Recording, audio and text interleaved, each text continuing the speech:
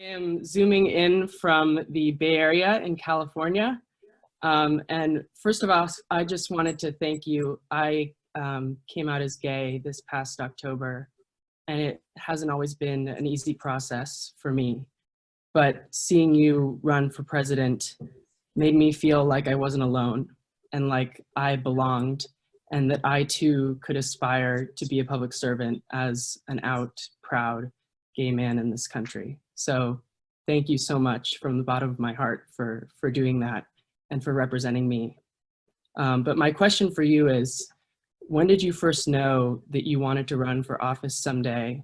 And how did that shape some of the decisions you made and experiences you had when you were in our shoes as a college student? Yeah. Well, first of all, thanks for sharing your own story. And one of the things that means the most to me about this campaign is learning how it may have made a difference for others. And I wonder what it would have meant in my life if I had been able to see somebody doing this when I was a student. Because when I was a student, it was very clear you could seek office, at least where I lived, or you could be out. But not both. Those were just flatly incompatible. And so I hope you don't underestimate the ways that you in turn might be able to let others know something that's possible for them that they might not have guessed, whether it's in a really big way in the future or in a really immediate way, just among those who may be looking to you and you don't even know it. For me, I was always interested in politics, although when I was younger, my biggest aspiration was to be an astronaut or a pilot. And then I found out some things about my eyesight that meant that that was very unlikely to happen. I'll say this too, though. There's something about American culture where you're not supposed to admit that it ever even dimly occurred to you to run for office until the moment you do it. And I think it comes from a good place. I actually think it comes from our sense of modesty that we have. That's probably healthy. One of the things that really struck me when I was a student in the UK was that it was totally normal for a 19-year-old student at Oxford to say, I'm going to stand for parliament in a few years. And then they would, and they did, and they'd succeed. And it was just kind of a lot more normal to kind of convey that. Here, you're supposed to say that a bunch of people encourage you to run, and you thought it over and it hadn't crossed your mind, but one day you felt called to do it and you did it. I don't think there's anything wrong with acknowledging that you're interested in seeking office, and if you have a heart for it, you should be ready to do it. So I'll say this: I was interested in public office when I was a college student.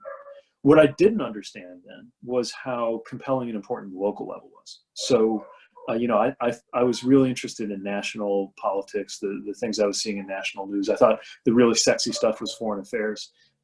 It would never have occurred to me that I would find the most meaning and the most adventure by moving home to South Bend, Indiana, and getting involved in local government. Let alone that I'd actually wind up starting my path in elected office by running for Indiana State Treasurer, which I could not have named the Indiana State Treasurer when I was a college student.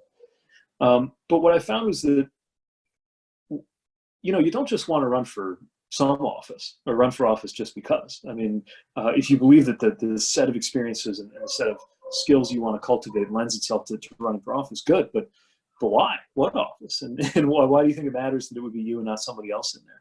And it was that kind of thinking that led me to realize that I actually had a chance to make myself useful right here in my own hometown because of an experience and a combination of kind of what the office needed. Like I was describing earlier to Mo's question, lining up what the office needed and what I had to offer. And because of this particular situation that South Bend was going through, a lot of which had to do with losing young people and needing a different take on economic development, that I realized that as a young person with a background in economics who believed in my city, I could be part of the answer in a way that was unique to me.